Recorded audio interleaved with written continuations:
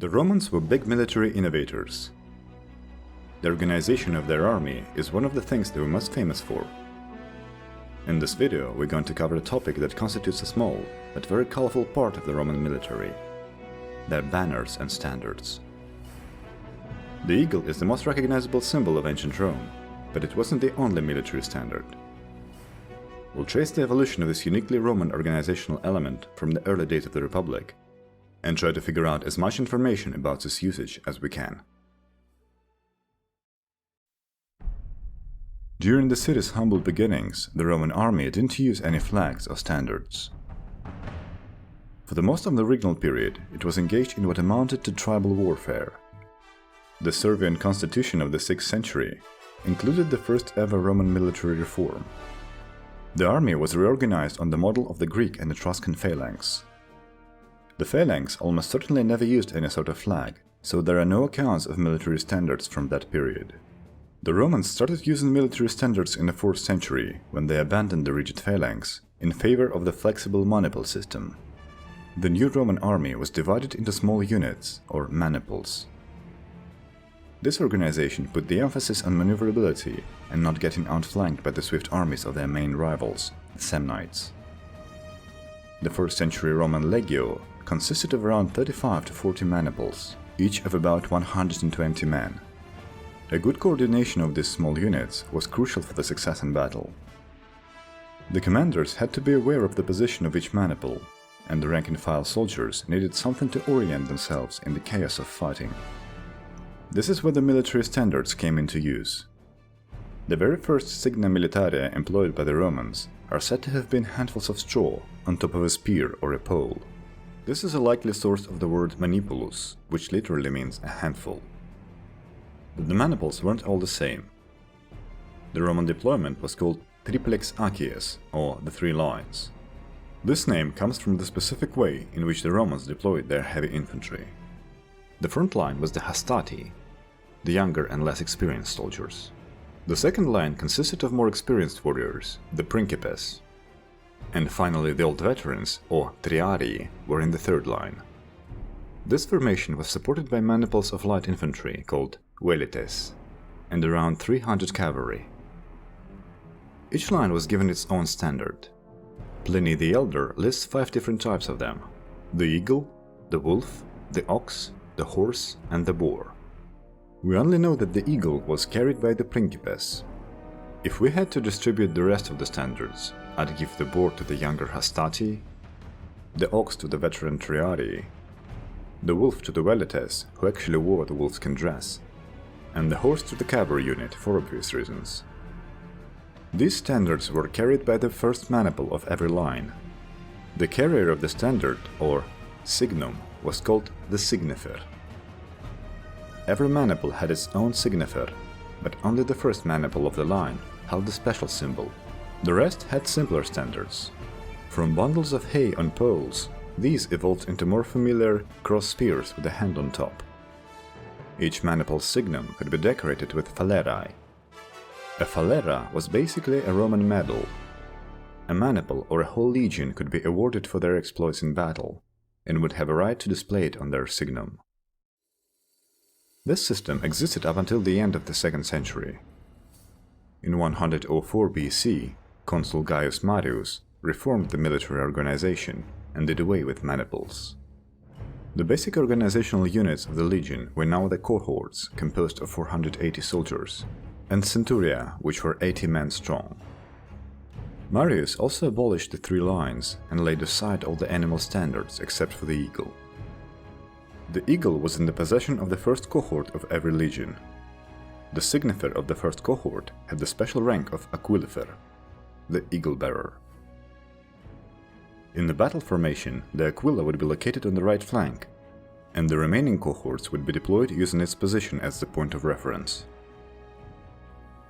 The aquila signified the presence of the legion's commander, the legatus, so if a legion had to split, the standard would always stay with the senior officer. From this point, we see how the symbolic importance of the aquila increases significantly. It was now the main representation of Roman Imperium. Its sight inspired the soldiers and the common citizens, and its loss was seen as a great shame. The Romans did suffer catastrophic defeats before the Marian reforms, but neither after Caudine Forks, nor Cannae or Arausio were there any mentions of the lost eagles. After the reform, however, almost every loss of an Aquila is documented. When Crassus and his army lost several eagles at the Battle of Carrhae, it was seen as a great humiliation and a stain on the honor of the Republic. The retrieval of the lost standards from Parthia by Augustus was celebrated in the same way a great military victory would have been. Augustus even featured this scene on the breastplate of his famous statue. Same can be said about the retrieval of the eagles lost in the Teutoburg forest, which was commemorated with the construction of a triumphal arch. We have a couple of these eagles surviving to this day, as well as some fragments. Their size is about 30 by 40 centimeters. The sources say that they were made of gold, but the surviving ones are bronze and silver. Also, even though Pliny says the other animal standards were discarded, there is actually a surviving boar standard of Legio 20 Valeria Victrix from the 1st century AD. As the number of the legions grew, the Romans also introduced a Vexillum, the legion's flag. These were rectangular pieces of cloth, hanging from a spear pole with a crossbar. The flag had an inscription with the name of the legion, and sometimes its symbol. It could be a zodiacal sign under which the legion was dedicated, some other animal, or an image of a Roman god. Some vexilla were also adorned with leather straps and pendants, which may have been another type of honorary decorations. The only Roman military flag that survived to this day is displayed in the Pushkin Museum in Russia. It's been found in Egypt and has a picture of goddess Victoria on the red field, 47 centimeters high and 50 centimeters wide. Red seems to be the color of choice for the vexilla, as the Tribune fresco found in Syria also depicts a red vexillum. Vexillum was carried by a vexillarius. Every legion had its own flag, and also some of the cohorts and even smaller detachments called vexillations. In the Imperial period, Roman legions also started carrying an imago, a golden carving of the emperor's likeness. It first appeared during the reign of Augustus. The imago could display the likeness of either the reigning emperor or of the one who had created the legion.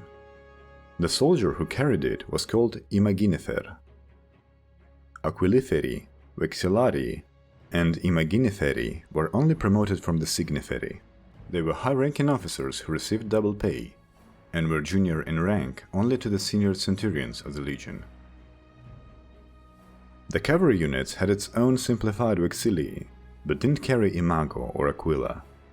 Instead, sometime during the 3rd century, they adopted a signum called draco, or the dragon. It was a dragon's head made of metal with a windsock stitched to it, or sometimes they were entirely made of cloth. They are first shown on the column of Trajan, where they are carried not by the Romans but by the Dacians. Greek historian Marian writes the following description of the draco. During the charge is when they most resemble creatures. They are inflated by the wind, and even make a sort of hissing sound as the air is forced through them. Draco was carried by a draconarius, also sometimes called draconifer. The 4th century emperors rode with a dragon that had a purple tail. Historian Ammianus identifies Emperor Julian by the purple mark of a dragon fitted to the top of a longer spear. The 4th century also saw another big development for the Roman military standards, with the introduction of labarum. The labarum is a legendary standard of Emperor Constantine the Great. On the eve of battle of the Milvian Bridge, Constantine saw a vision, a sign of the cross lying over the sun, composed of light, and on that the inscription, "With this conquer."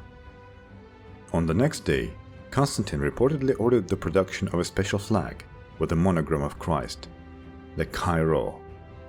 Interestingly, this flag wasn't called the labarum until many decades later, as this word only appears around 400 AD in the writings of Prudentius.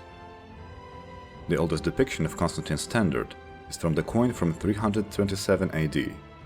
It shows a traditional Roman vexillum with the Christogram on top and 3 discs on its field. Modern reconstructions of labarum follow the account of Eusebius, who describes a long spear sheathed with gold, with a transverse bar at the top, and a wreath bound with precious stones and gold. In it, the symbol of the deliverance, two signs showing the name of Christ, the row crossed in the center. The original labarum is believed to have been preserved for centuries in the treasury of Constantinople. Flags based on labarum have been used by some later Christian emperors as the imperial standards. We don't know exactly when the Romans stopped using all of the old standards. The dragons are still mentioned frequently, even after the dissolution of the Western Empire, and Emperor Maurice still refers to the carriers of the standards as bird-bearers, ornithoboros, although it is unclear if they actually carried any variant of the old aquila. In his book, The Strategicon, Maurice also describes a completely new system of battle standards, so it's a good point to end the video. In the next part, we'll talk about the military standards in the Eastern Roman Empire. If you have questions on the topic, feel free to ask them in the comments. Thanks a lot for watching till the end, and I will see you in the next one.